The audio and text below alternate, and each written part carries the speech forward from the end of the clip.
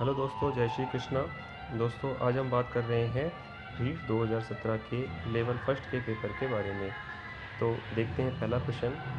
तो पहला प्रश्न है, एक अधिगम विकलांगता जिसमें लिखावट में कठिनाई शामिल है कहलाता है। तो लिखावट में कठिनाई है उसे तो कहेंगे डिसग्राफिया। तो इसका सही उत्तर होगा डिसग्राफिया, बिल्कुल राइट आंसर हो जाएगा। अगला प्रश्न है दोस्तों, किन्हीं में से कौन सा एक योगात्मक मूल्यांकन से संबंधित है। तो पहला ऑप्शन है, अध्यापक को छात्र की प्रगति के बारे में निरंतर और तत्काल प्रतिक्रिया प्रदान करना। दूसरा, शिक्षा सामग्री के आणविक विश्लेषण पर केंद्रित। तीसरा है, शिक्षार्थी की उपलब्धि का लगातार व्यवस्थित आकलन। और चौथा है, सत्र के अंत में शिक्षार्थी के प्रदर्शन का अंतिम आकलन। तो जो योगात्मक आकलन होता है दोस्तों, वो सत्र के अंत में होता है, विद्यार्थी का अंतिम आकलन होगा। तो सही आंसर हो जाएगा इसका डी ऑप्शन, बिल्कुल राइट हो जाएगा। देखते हैं अगला प्रश्न। हावर्ड गार्डनर का कहना है कि कई प्रकार की बुद्धि या दिमाग के फ्रेम होते हैं, उसके द्वारा सुझाई गई बुद्धि की श्रेणी कौन सी है। दोस्तों, हावर्ड गार्डनर के द्वारा कुल मिलाकर 9 प्रकार की बुद्धि सुझाई गई है। पहले 7 प्रकार सुझाई गई थी और बाद में 2 और सुझाई गई थी। तो कुल मिला के 9 है, जिसमें से पूछा है कि कौन सी है। तो इसमें से इसके द्वारा सुझाई गई बुद्धि श्रेणी कौन सी है। तो इसकी कौन सी है, प्रकृतिवादी कौशल इसका बिल्कुल सही आंसर होगा, क्योंकि इसमें ये शामिल है। विश्लेषणात्मक बुद्धि, रचनात्मक बुद्धि, ये तीनों नहीं होंगी। ठीक है, बात करते हैं अगले प्रश्न के बारे में। अगला प्रश्न है कि हमारे देश में कई बच्चे एक से अधिक भाषा बोलते हैं, इनमें से पता लगाएं 2 भाषाओं को बोलने की क्षमता वाले बच्चों के लिए सही लाभ क्या होगा। तो पहला ऑप्शन है, अवधारणा गठन में सुविधा। दूसरा, विश्लेषणात्मक तर्क में सुविधा। तीसरा, संज्ञानात्मक लचीलेपन में सुविधा। और चौथा, उपरोक्त सभी। तो इसका सही उत्तर हो जाएगा दोस्तों उपरोक्त सभी, बिल्कुल राइट आंसर हो जाएगा। अगला प्रश्न है, एक अध्यापक कक्षा में कुछ गतिविधि कर रहा है, जैसे न केवल यह पूछ कर कि क्या हुआ, बल्कि यह भी पूछा कि कैसे और क्यों। उन्हें एक प्रकार के विभिन्न उत्तरों तथा परख की तुलना करने में मदद करना, जो वास्तव में सबसे अच्छा जवाब है। इन गतिविधियों से वह बढ़ावा देने की कोशिश कर रहा है। तो इसका सही उत्तर होगा आलोचनात्मक सोच। तो बी उत्तर इसका बिल्कुल सही हो जाएगा। अगला है, छठा प्रश्न है, सकारात्मक और नकारात्मक उत्तेजनाएं या घटनाएं छात्र के व्यवहार को प्रेरित कर सकते हैं। कौन सा मनोवैज्ञानिक परिप्रेक्ष्य इस तरह से प्रेरणा की व्याख्या करते हैं। तो इसका सही उत्तर होगा, व्यवहारवादी जो होता है वो उत्तेजना, उद्दीपक, अनुक्रिया की बात करता है, उत्तेजना की बात करता है। तो उसका सही उत्तर ऑप्शन हो जाएगा बी ऑप्शन, बिल्कुल राइट आंसर हो जाएगा। अगला है सातवां, समावेश शब्द का मतलब विशेष शैक्षिक आवश्यकता वाले बच्चों को रिक्त स्थान नियमित कक्षा कक्ष में शिक्षित करना है।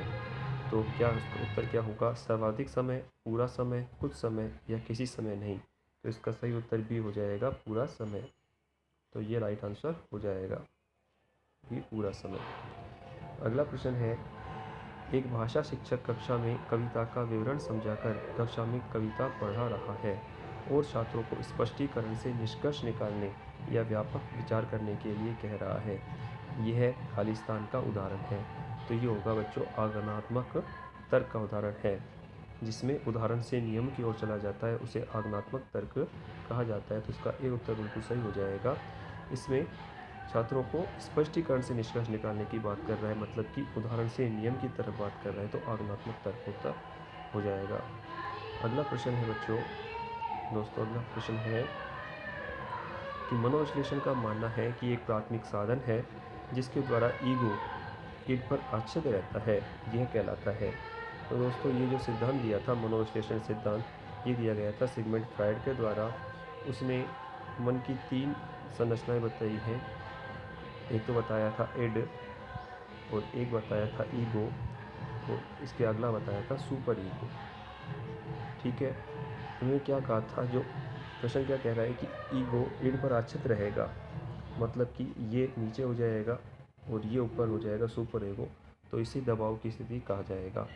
तो इसका सही आंसर हो जाएगा दोस्तों दबाव। इसमें आमोद सिद्धांत से कोई मतलब नहीं है, सुपर ईगो उसमें कोई मतलब नहीं है, द्वंद्व से कोई मतलब नहीं है, तो दबाव इसका बिल्कुल राइट आंसर हो जाएगा दबाव। तो देखते हैं अगला प्रश्न। अंतर्मुखता बहिर्मुखता व्यक्तित्व का लक्षण निम्न के द्वारा प्रस्तावित है। इसका सही आंसर हो जाएगा हैंस आइसेंग के द्वारा ये प्रस्तावित किया गया है अंतर्मुखता बहिर्मुखता। इसको बिल्कुल सही आंसर होगा हैंस आइसेंग उसको आगे बढ़ाया था युग के द्वारा। ठीक है, तो इसका सही आंसर हैंस आइसेंग हो जाएगा। आते हैं अगले प्रश्न पर। निम्न में से कौन सा सर्वोत्तम उदाहरण है कि प्रेरणा क्या है? तो पहला ऑप्शन है कि छात्र आगामी स्कूल के बारे में भावुक है और अच्छा करना चाहता है। बी है छात्र वह सक्रिय है, अपने गणित वर्ग में अच्छा करने के लिए उच्च लक्ष्य निर्धारित करता है, काफ़ी प्रयास के साथ बना रहता है और कक्षा में उच्चतम अंक प्राप्त करता है। अगला है छात्र से वह क्या पूरा करना चाहता है उस पर अपना ध्यान केंद्रित करने में अच्छा है। और अगला प्रश्न डी ऑप्शन है कि छात्र वह कड़ी मेहनत करती है, उसके शैक्षिक कार्य के बारे में सकारात्मक भावनाओं का अनुभव करती है। तो सबसे अच्छा उदाहरण क्या होगा, सर्वोत्तम उदाहरण होगा इसका बिल्कुल बी आंसर इसका बिल्कुल सही हो जाएगा कि छात्र वह सक्रिय है, अपने गणित वर्ग में अच्छा करने के लिए उच्च लक्ष्य निर्धारित किया उसने, काफ़ी प्रयास के साथ बना रहता है और कक्षा में उच्चतम अंक प्राप्त करता है। ये वास्तव में एक अभिप्रेरणा का उदाहरण कह सकते हैं। अगला प्रश्न है यदि बाह्य प्रेरणा एक अंत की युक्ति है तो आंतरिक प्रेरणा अपने आप में एक अंत होगा। तो इसका सही आंसर हो जाएगा आंतरिक प्रेरणा अपने आप में एक अंत हो जाएगा। अगला है 13वां प्रश्न। एक व्यवस्थित विज्ञान जो स्वयं और वातावरण के साथ समायोजन को प्राप्त करने के लिए नियम, कानून और सिद्धांत प्रदान करता है कहलाता है। इसका सही आंसर हो जाएगा दिमागी आरोग्यता, बिल्कुल राइट आंसर है। अगला प्रश्न है कि एक समायोजन तंत्र में अतीत, वर्तमान और प्रस्तावित व्यवहार के अनुमोदित कारणों में तार्किक और सामाजिक रूप से सोचना क्या कहलाएगा? तो ये हो जाएगा तार्किक ढंग से सोचना और सामाजिक रूप से सोचना क्या होएगा, परिमेयकरण इसका सही हो जाएगा, जिसे इंग्लिश में रैशनलाइजेशन भी कहा जाएगा। तो इसका सही उत्तर बी ऑप्शन बिल्कुल राइट हो जाएगा। अगला प्रश्न है स्कूल की संगठनात्मक स्थापना छात्रों के अधिगम को प्रभावित करती है। यह पहलू उस श्रेणी से संबंधित है। इसका सही आंसर हो जाएगा सामाजिक कारक, बिल्कुल राइट आंसर हो जाएगा। सही आंसर है सामाजिक कारक। अगला प्रश्न है कि निम्न स्थितियों में से कौन समायोजन को बढ़ावा देती है? तो पहला ऑप्शन है तीव्र उत्सुकता, दूसरा अपराध का जुनूनी विचार, तीसरा है बीमारी का डर और चौथा न्यूरोटिक भय और चिंता से मुक्ति। तो बिल्कुल चौथा ऑप्शन एब्सोल्युटली राइट होगा कि न्यूरोटिक भय और चिंता से मुक्ति। अगला प्रश्न है प्रश्न संख्या 17। एक शिक्षक के रूप में आपने अपने छात्रों से हमारे जीवन पर प्रदूषण के प्रभाव को समझाते हुए एक निबंध लिखने के लिए कहा। इस कार्यभार से ब्लूम के वर्गीकरण के कौन से संज्ञानात्मक स्तर की व्याख्या की गई है? तो इसका क्या होगा, इसका सही आंसर होगा संप्रयोग, क्योंकि वो अपने ज्ञान का संप्रयोग कर रहा है। तो क्या हो जाएगा, संप्रयोग बिल्कुल राइट आंसर हो जाएगा। अगला प्रश्न है शिक्षक के तौर पर आपने एक उपयुक्त परीक्षण और जांच सूची का उपयोग करके छात्र की बुद्धि, व्यक्तित्व तथा कक्षा व्यवहार के बारे में जानकारी एकत्र की है। यह प्रक्रिया कहलाएगी, क्या कहलाएगी? आकलन कहलाएगी, मापन कहलाएगी, मूल्यांकन कहलाएगी या उपरोक्त सभी? तो किसके बारे में जानकारी प्राप्त की है? जांच सूची का उपयोग किया है और छात्र की बुद्धि की, व्यक्तित्व की तथा कक्षा व्यवहार के बारे में जानकारी एकत्रित की है। तो इसका सही आंसर हो जाएगा आकलन। वो सिर्फ आकलन कर रहा है, असेसमेंट हो रहा है। तो सही आंसर इसका ए हो जाएगा। अगला प्रश्न है 19वां। कौन सा प्रक्षेत्र ब्लूम के वर्गीकरण में शामिल नहीं है? तो दोस्तों इसका उत्तर तो डी होना चाहिए था, लेकिन इसको डिलीट कर दिया गया था क्योंकि ये भी इनसे संबंधित ही था, इसलिए इसको डिलीट कर दिया गया था। तो ये डिलीटेड क्वेश्चन हो जाएगा। ठीक है, तो बात करते हैं अगले प्रश्न के बारे में। 20वां प्रश्न। निम्नलिखित में से कौन सा राष्ट्रीय पाठ्यचर्या 2005 ढांचे के मार्गदर्शक सिद्धांत में नहीं है? एनसीए 2005 के ढांचे में मार्गदर्शक सिद्धांत कौन सा नहीं है?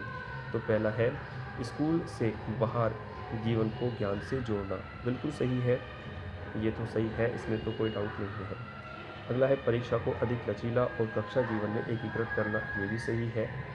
अधिगम को रटना, विधि को सूर्योदय बनाना, तो ये नहीं है। बाकी अगला है पाठ्य पुस्तक केंद्रित रहने की बजाय बच्चों के समग्र विकास के लिए समृद्ध पाठ्यचर्या प्रदान करना, तो ये भी सही है। तो कौन सा नहीं है, इसका सही आंसर हो जाएगा तीसरा नहीं है। ठीक है दोस्तों, तो आगे बात करते हैं 21 प्रश्न के बारे में। देखिए, शुरू में एक बच्चा अपनी पूरी हथेली का उपयोग करके वस्तु को पकड़ता है।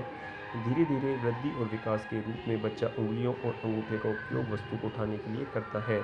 इस प्रकार की प्रगति क्या होगी? तो इसका दोस्तों ये भी एक कन्फ्यूजन वाला प्रश्न था, क्योंकि इसके दोनों उत्तर सही माने गए हैं। कौन से उत्तर सही माने गए हैं? प्रोक्सिमो डिस्टल भी इसका सही माना गया और व्यापक से विशिष्ट कार्यवाही भी माना गया, क्योंकि दोनों केंद्र से परिधि की ओर हो रहे हैं। विकास का जो सिद्धांत है केंद्र से परिधि की ओर, ये तो प्रोक्सिमो डिस्टल है, और व्यापक से विशिष्ट कार्यवाही तो ये भी इसका हो रहा है, तो इसको दोनों उत्तर सही माने गए हैं।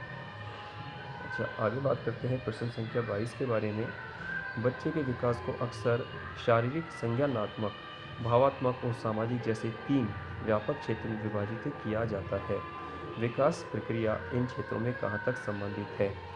तो पहला ऑप्शन है अन्य को प्रभावित किए बिना स्वतंत्र रूप से विकसित, तो ऐसा हो ही नहीं सकता, क्योंकि जो विकास सभी जो विकास होते हैं, चाहे शारीरिक, संज्ञानात्मक, भावात्मक और सामाजिक, ये सभी विकास एक दूसरे से जुड़े होते हैं, तो ऐसा तो नहीं हो सकता। दूसरा है एक एकीकृत और समग्र प्रकार में विकसित, तो बिल्कुल सही हो जाएगा। एक एकीकृत और समग्र प्रकार में विकसित ना आंशिक रूप से होगा और ना ही बेतरतीब रूप से होगा, तो इसका सही आंसर हो जाएगा एक एकीकृत और समग्र प्रकार में विकसित। अगला प्रश्न है दोस्तों, एक बच्चा जो कि एक विशेषता जैसे कि मौखिक क्षमता में उच्च या निम्न है, बाद की उम्र में भी रहेगी। यह बयान जो है किसके महत्व पर जोर देता है? प्रारंभिक अनुभव पर, वातावरण पर, आनुवंशिकता पर, या आनुवंशिकता तथा वातावरण दोनों पर? तो इसका बिल्कुल सही आंसर हो जाएगा आनुवंशिकता बिल्कुल सही है, क्योंकि आनुवंशिकता बदली नहीं जा सकती। मान लीजिए किसी की बुद्धि लब्धि 25 से कम है, वो आनुवंशिकता की वजह से है। वातावरण से चाहे कितना ही अच्छा मिल जाए, उसको नहीं बदला जा सकता, तो इसका राइट आंसर हो जाएगा आनुवंशिकता, बिल्कुल सही आंसर हो जाएगा। अगला प्रश्न है दोस्तों, अधिगम में उपयोग और अनुपयोग के नियम को भी कहा जाता है। तो दोस्तों इसका हकीकत में जो उत्तर है वो होगा अभ्यास का नियम, जो इस विकल्प में नहीं दिया गया है, इसीलिए इस विकल्प को डिलीट कर दिया गया था। ये विकल्प भी क्या हो गया था? डिलीट हो गया था ये क्वेश्चन। तो बात करते हैं अगले प्रश्न के बारे में। फाउलों के प्रयोग में कुत्ता न केवल मांस प्रदाता के मांस सीधे मुंह में रखने का से लार टपकाता है, किंतु इससे पहले भी, अर्थात जब सीढ़ियों से नीचे आने वाले प्रशिक्षक के कदमों की आवाज़ सुनता है।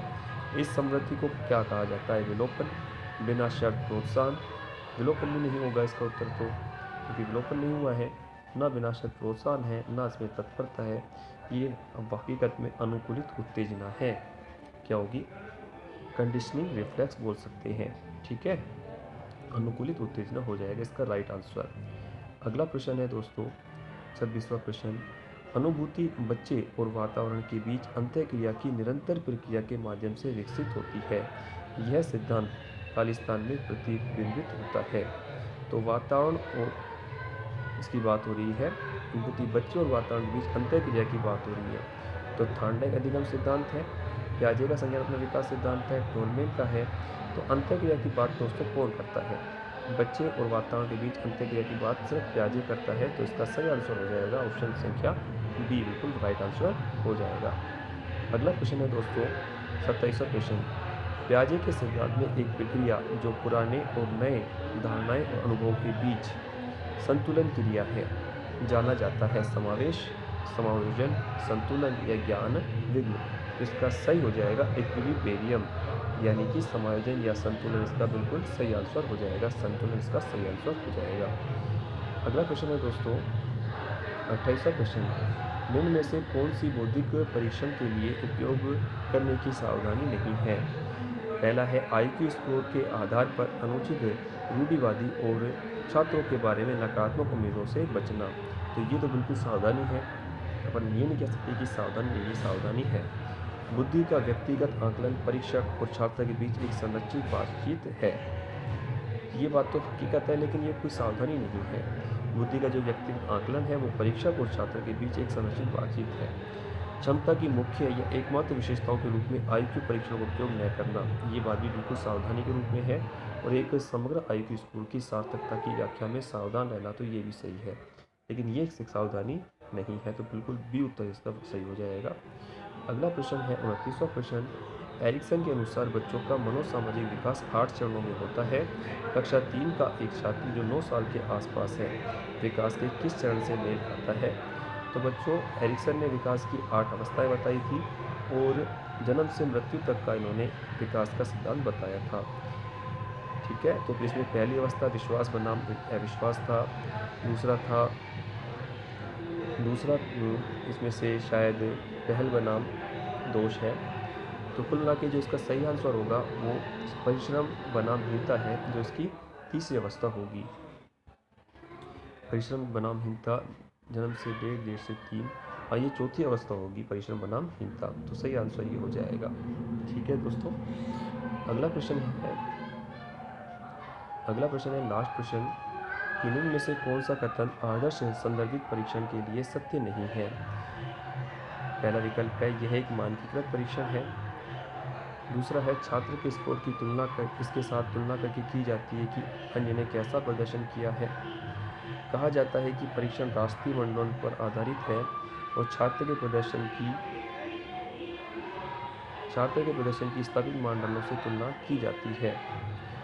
तो जो आदर्श संदर्भित परीक्षण है, इसका सही आंसर होगा ये, एक उत्तर बिल्कुल सही हो जाएगा कि यह एक मानकीकृत परीक्षण नहीं है, तो इसका सही आंसर ये हो जाएगा। तो बच्चों, आज हमने रीट 2018 के लेवल 1 के 30 क्वेश्चन सोल्व किए हैं। ठीक है, तो आज के लिए इतना ही। धन्यवाद।